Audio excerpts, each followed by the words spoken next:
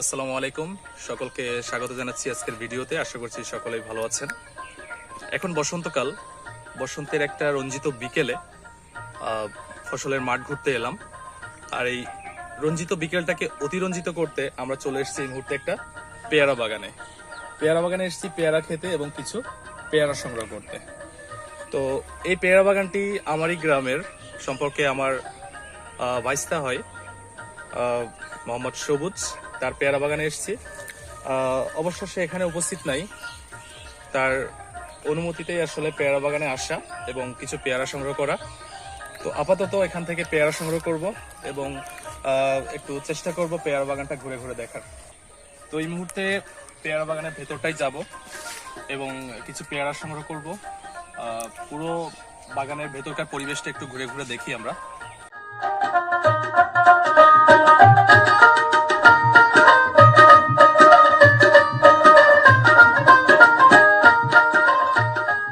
বাগানে যদিও পাকা পেয়ারার পরিমাণটা কম, তারপরও চেষ্টা করছি পাকা পেয়ারা খোঁজার।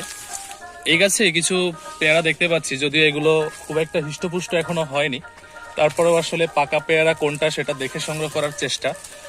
অনেকটা খোঁজাখুঁজির পর এই মুহূর্তে এমন একটা গাছের কাছে হাজির হয়েছে যে এই গাছটাতে আসলে কিছু পাকা পেয়ারা দৃষ্টিগোচর হয়েছে। আমরা এখানটায় দেখতে পাচ্ছি বেশ কয়েকটা পেয়ারা গাছে ধরে আছে এবং এগুলো যথেষ্ট পরিপুষ্ট। আশা করি এই পেয়ারাগুলো খেতেও মজা হবে। তো আমি একটা পেয়ারা ছেঁড়ার চেষ্টা করি।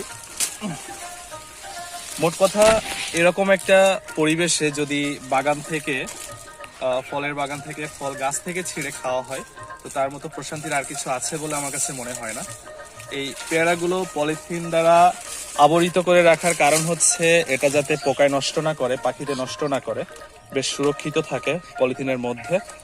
আর আমি যে পেয়ারাটা এই মুহূর্তে সংগ্রহ করেছি, মাশাআল্লাহ, দেখতে অনেকটা সুন্দর, অনেকটাই হৃষ্টপুষ্ট এবং খেতেও আশা করি এটা ভালো হবে। আর যথেষ্ট সুনাম শুনেছি সবুজের পেয়ারা বাগানের পেয়ারা বেশ স্বাদযুক্ত, সুমিষ্ট। তো আপাতত আমি যে পেয়ারাটা সংগ্রহ করেছি এটা খেতে চলেছি, আশা করি ভালো হবে।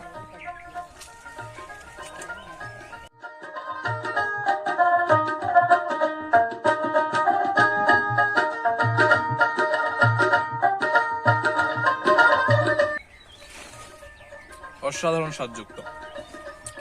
সত্যিকার অর্থে এই বাগান ঘুরে ঘুরে বাগানদের এই গাছ থেকে পেয়ারা সংগ্রহ করে পেয়ারা খাওয়ার মধ্যে কোনো রকম প্রশান্তি আছে।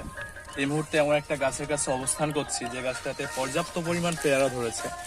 আর এই পেয়ারার বিশেষত্ব হচ্ছে গাছে ফল থাকবে এবং তার সাথে সাথেই ফুল, আবার ছোট পেয়ারা।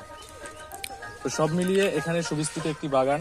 আর এই বাগান থেকে মোটামুটি যেটা মনে হয়, ধারণা করছি প্রতি বছরে বেশ বড় অ্যামাউন্টের একটা অর্থ এখান থেকে আর্ন করা সম্ভব।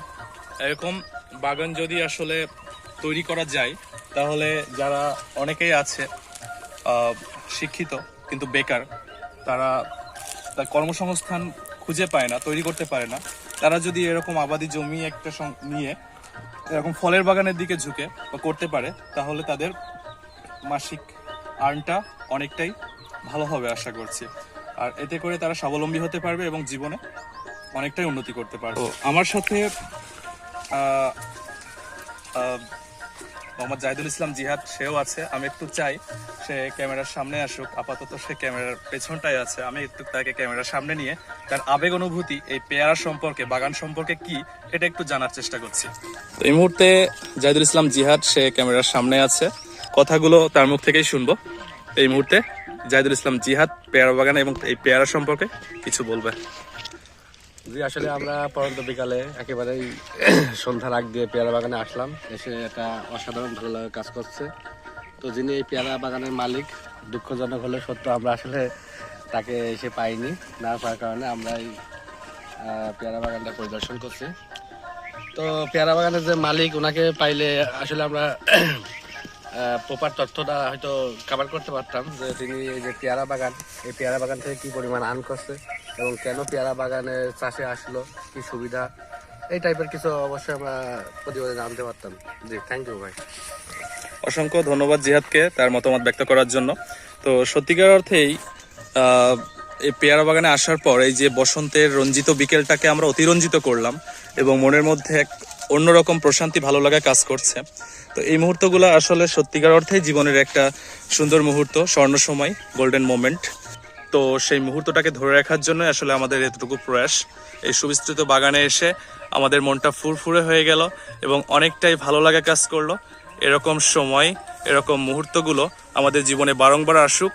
আর যারা এই চাষের দিকে আগ্রহী বা ঝুঁকতে চেষ্টা করছে, আগ্রহ আছে, তাদের ক্ষেত্রে বা তাদের জন্য এরকম একটা মেসেজ যে তারা প্রচেষ্টা চালিয়ে যাক ভালো কিছু করার, দেশকে সামনে এগিয়ে নিয়ে যাওয়ার, নিজেদেরকে ডেভেলপ করার।